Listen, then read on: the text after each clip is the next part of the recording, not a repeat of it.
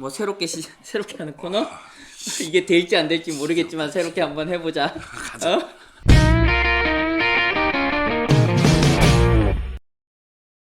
또영재 TV의 송영주. 김진수입니다. 새로운 코너가 또 왔습니다. 아 이거 될지 모르겠는데 나 이거 너무 그냥 야, 하는 거 우리 아닌가 싶다. 무슨 걱정스럽다. 카달로그 같아. 어. 새로운 코너 한 번 하고 그 다음에 안 나타나. 접고 일단 그래도 또 하나 또 새롭게 준비해봤어요. 네. 네. 이름하야. 이름하야. 낑까에게 물어봐. 네. 아니 저희가 라이브나 이런 영상 같은 것들 보면은 간혹 네덜란드나 아약스에 대해서 질문을 해주신 분들도 있는데 네. 제가 또 답변을 또 다 해드리지 못하다 보니까 그게 또 항상 마음에 남았고 그래서 제가 좀 쫄라가지고 네, 하나 마련했습니다. 네.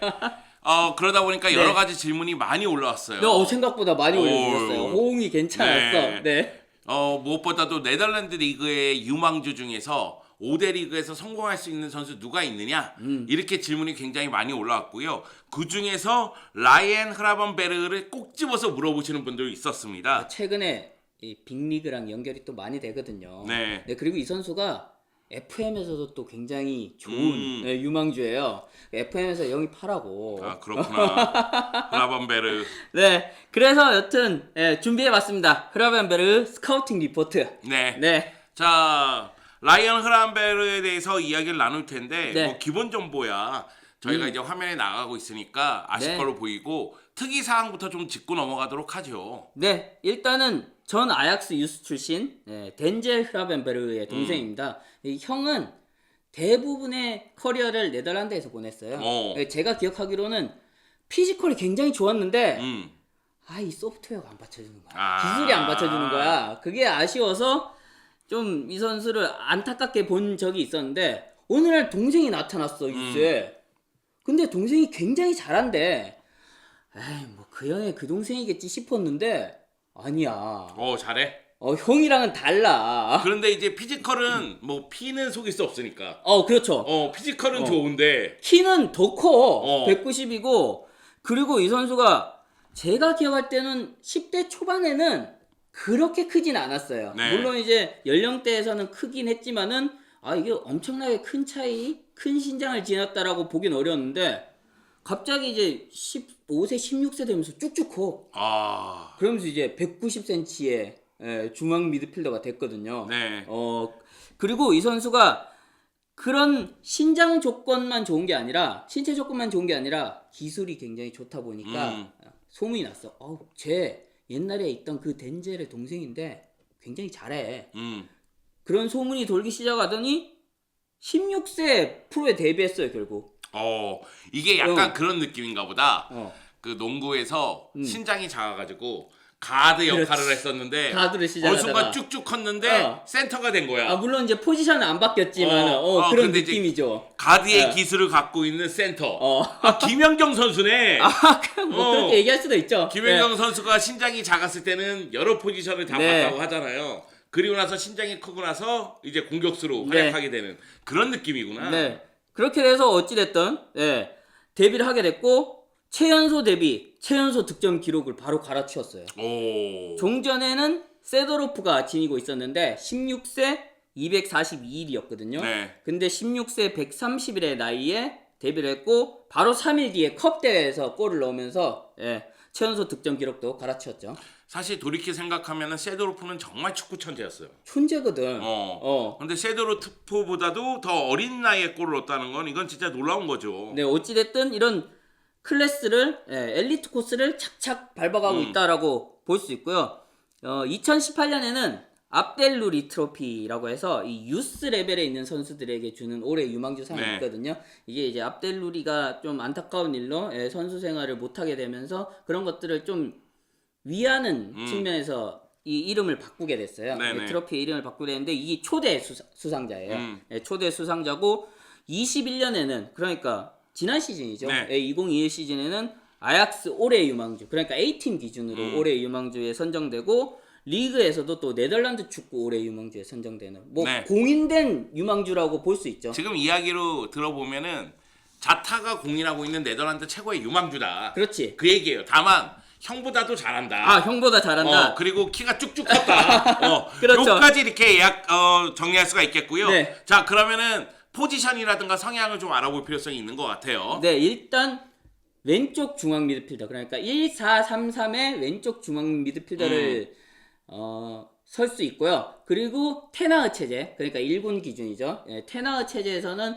1-4-2-3-1도 병행하다 보니까 3의 왼쪽에 또 주로 기용되는 그런 특성을 지니고 있습니다. 주발이 왼발이에요? 아니요, 오른발이에요. 근데 요즘은 반대발인 것처럼? 오른발잡이 선수들, 중앙 자원들도 왼쪽에 활동 영역인 선수들이 많잖아요. 예전에 뭐 지단부터 해서 요즘은 프랭키 대용까지 이런 선수들이 많은데 크라벤베르도 그런 성향이라고 보시면 될 것 같아요. 네, 그래서 좌측과 중앙이 주 활동 영역인데 상대적으로 우측에서의 그런 영향력 이런 것들은 좀 떨어져요. 아직은. 네. 오히려? 그러다 보니까 이런 것들에 대한 좀 영향력을 키워야 된다라는 주변에 이제 조언 같은 것들도 있고 본인도 그러면서 우측으로 이동도 자주 꾀하면서 최근엔 영향력을 높이려고 꾀하고 있죠. 그러니까 상황에 따라서는 우측으로 돌아갈 수도 있는 경우가 있으니까 네, 우측 그렇죠. 플레이도 좀 더 늘릴 필요성은 있는데 일단 중앙하고 왼쪽에 좀 치우치는 감이 있다. 네. 그리고 이제 이 위치에서는 다양한 역할을 할 수가 있다. 뭐 중앙 미드필더, 메잘라 미드필더, 네. 거기다가 윙어까지 소화할 네. 수가 있다. 이렇게 볼 수가 있겠네요. 네, 그리고 뭐 아약스 유스에서 오랫동안 성장한 선수답게 패스 앤 무브는 기본적으로 장착돼 있고 이 아약스의 1-4-3-3에서 중앙에 있는 좌우 미드필더들은 또 측면 플레이를 전개하는 데 있어서 굉장히 능숙하잖아요. 네. 이 선수 또한 측면에서 공격을 풀어가는 데 능숙하고 포지션 플레이에 친숙하다. 그렇게 설명드릴 수 있어요. 근데 피지컬이 사실은 뭐 신장에 비해서는 그렇게 뛰어나지 않다는 얘기도 있더라고요. 네. 보시면은 뭐 190이고 엄청 크니까 피지컬이 강인할 것처럼 느끼시는 분들도 있어요. 그리고 게임에서도 그렇게 표현되기 때문에 그렇게 알고 계신 분들도 있는데 제가 느끼기에는 강인한 피지컬을 지녔다기보다는 좀 유연한 과에 가까운 그렇게 이렇게 막 빠져 들어간 것 같은 그런 느낌 있잖아요. 그런 미꾸라지처럼 빠져 들어가는 그런 느낌이 있고 유연한 쪽에 가깝다고 보시는 게 나을 것 같아요. 상대적으로 야 190밖에 안 되는데 저기서 저걸 못 버텨내고 비틀거리냐라고 생각할 때도 있거든요. 네. 그래서 유연하다고 오히려 또 느꼈을 수도 있어요. 그래가지고 탈압박이라든가 패스 플레이라든가 이런 부분에서 더 장점이 있다는 이야기가 네, 있고요. 그렇죠. 그리고 설명을 하나 또 드리자면은 19-20 시즌 대비 올 시즌에 플레이 위치가 굉장히 높아졌어요. 19-20 시즌, 2021 시즌 대비로 봤을 때 그 전까지는 아무래도 미들 서드 부분, 그 센터 서클이랑 박스 앞부분까지 이제 활동 영역이 굉장히 많았고 테나 감독이 대형의 대체자로 세우기 위해서 일부러 좀 그렇게 위치를 세우고 역할을 부여한 감이 있어요. 근데 이제 어느 정도 자신의 이제 지시를 숙지하고 잘 이행할 수 있는 능력에 도달했다고 판단이 된 것인지 올 시즌에는 위치를 굉장히 위까지 끌어올렸어요. 표를 보시면은 아시겠지만은 박스 부근까지 전진을 하고 좌측 하프 스페이스로 침투하는 빈도도 높아지면서 득점에 관여하려는 노력을 키우고 있는데 정작 공격 포인트 생산 아직 많진 않아요. 그래서 이것 가지고 최근에는 내가 공격적으로 움직이고 있는데 공격 포인트도 더 늘려야 될 것 같다라고 인터뷰도 나오기도 했거든요. 그렇게 생각을 해야죠. 구자철 선수가 얘기했습니다. 공격형 미드필더에게 가장 중요한 건 뭐 공격 포인트. 그렇죠.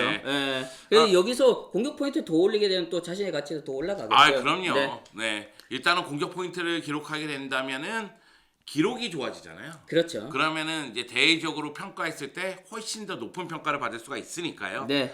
자, 일단은 여러 가지 이야기를 들어봤는데 그러다 보면은 포그바 닮았다. 그런 얘기도 있죠.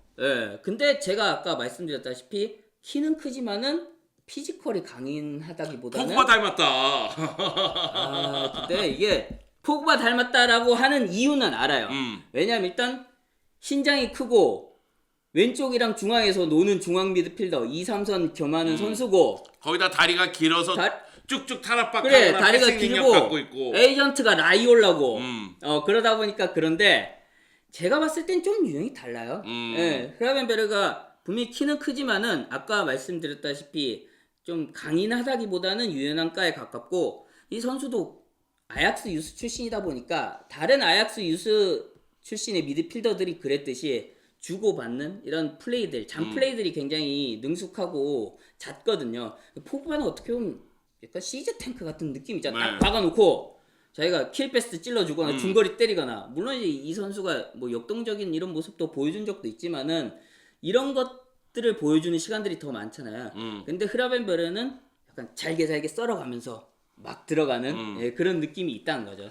그러니까 올 시즌에는 네. 약간 위로 배치해서 공격적인 재능을 뽐내게끔 만들고 있지만 네. 그 전까지는 프랭키 도용의 대차자로 활용하기 위해서 결국 프랭키 도용이 왼쪽 측면 밑에서 1차 네. 빌드업도 하고 수비적인 능력을 보여줬잖아요. 네. 그러면 그렇죠. 수비력을 갖고 있다는 얘기 같은데. 아닌데. 아, 그래요? 그거는 예, 여기서 짚고 들어가야 될 게, 물론 이제 이따가 약점을 설명드릴 때, 예, 리스크 같은 것들 설명드릴 때 하려고 준비를 해뒀는데요. 간단하게 설명드리자면은 항상 테나 감독이 좀 선수단을 강하게 좀 몰아붙인 프레시하는 타입이긴 한데, 그게 흐라벤베르게 특히 유독 심해요.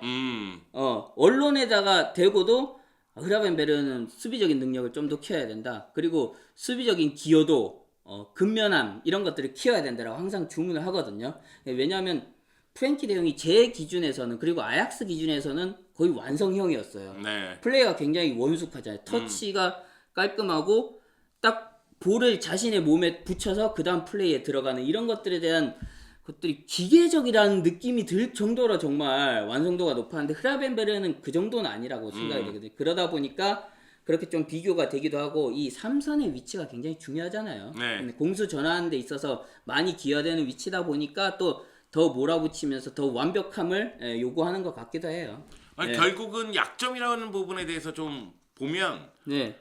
수비력인가요? 수비력도 일단 얘기를 드릴 수 있죠. 근데 아까 말씀드렸다시피 그런 아쉬운 점들이 있지만은 이게 분명히 개선되고는 있어요.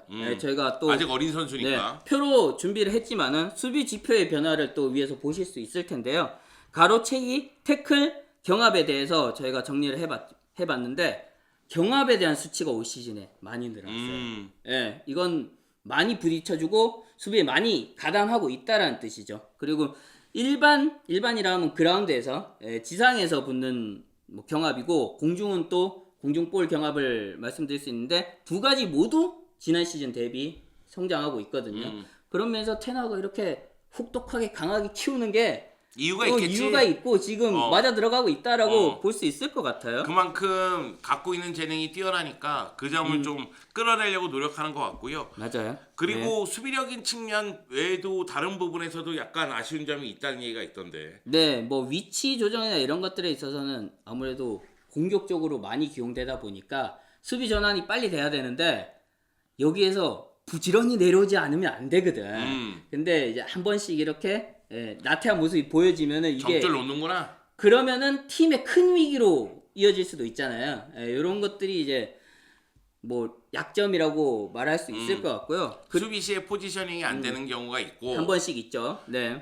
그리고 볼터치에서도 문제를 드러내는 경우가 있고. 네, 볼터치도 제가 유스 때부터 봤지만은 저는 약간 기분 파일 때도 있어요. 요것도 포그바라고 얘기하는 이유이기도 되는 한데, 날에는 정말로 막 미친 좋은데, 볼터치를 보여주는데 네. 안 되는 날에는 미친 듯이 나 앞으로 떨궈 놓는.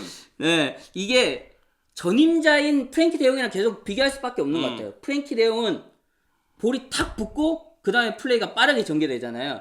근데 이 선수는 제가 느낀 바로는 볼을 터치할 때 이미 다른 생각을 하고 있어. 그러다 보니까 다음 플레이를. 다음 플레이 생각한 건 좋은데, 그러다 보니까 터치가 완벽하게 되지 않아.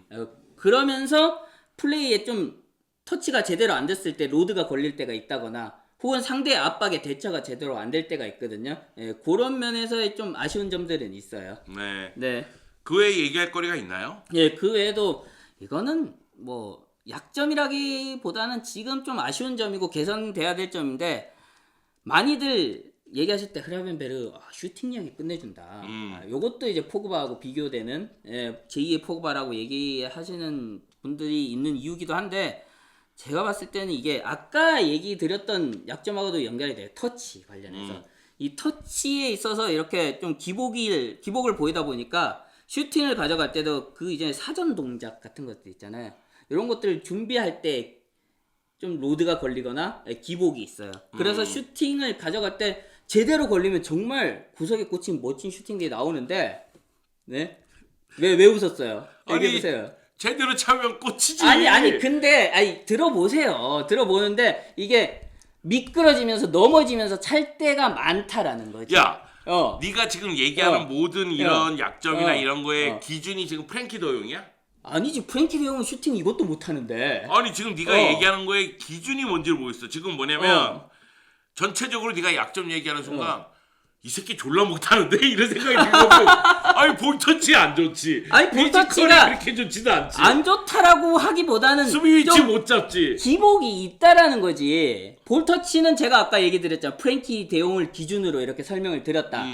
그런 거고 슈팅은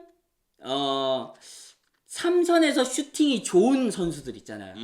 그런 선수들과 비교했을 때는 이런 약점들이 있으니까 이거를 아직 얘가 뭐 엄청난 중장거리 슈터라고 말하기까지는 어렵다라는 거지. 아니 지금 내가 보기에는 유망주 소개가 아니라 뭐 쓰레기 따로 소개하는 따로 온 것처럼 것 같아? 아니, 네가 라이올라라고 생각하고 소개를 해줘야지. 아니야 그렇지 않아. 나 아니, 굉장히 좋아해. 굉장히 선호해. 지금 내가 보기에는 네가 기준점이 프랭키 더용하고 포그바 같아. 그렇지. 왜냐하면은 제가 얘기 드릴 때 전임자가 프랭키 데용이고 주위에서 언론에서 많이 얘기하는 게 포그바기 때문에 이거를 비교해서 알려드린 거예요. 근데 말씀하셨다시피 유망주라는 건 생각을 해야 돼요. 지금 아직 완성형 선수가 아니에요. 네. 그러니까 여러분도 지금 저희가 뭐 약점이 이게 있고 이게 있고 이게 있고 막 약점만 수두룩 얘기해가지고 약점 너무 많이 얘기했나? 유망주라며 이게 뭐야 이렇게 생각하실 수도 있는데 아니 제가 이런 얘기를 하는 거는 이런 약점 리스크를 얘기해 주는 데들은 없어요. 왜냐면 다들 장점만 얘기하고 장점을 얘기하다 보면 부풀리기도 하고 이게 이 선수의 특징이 아닌데도 그렇게 얘기하는 곳들을 내가 많이 봤어. 그렇기 때문에 좀 냉철하게 제가 잡아드린 거예요. 조회수는 안 나오겠다. 아니라니까 이게 좋은 게 뭐냐면 나중에 가서 빅리그 가서 이런 약점들이 드러나면 이 코너 제대로 봤어라고 간다니까 두고 보자고. 알겠습니다. 네. 근데 어찌됐든 이런 장점들이 있지만은 뭐 물론 이제 개선해 나갈 수 있고 아직 미래가 촉망된 선수다. 아니 이 선수에게 기대되는 점 뭐 딱 한 가지라든가 두 가지 정도는 얘기해 주세요. 기대되는 점?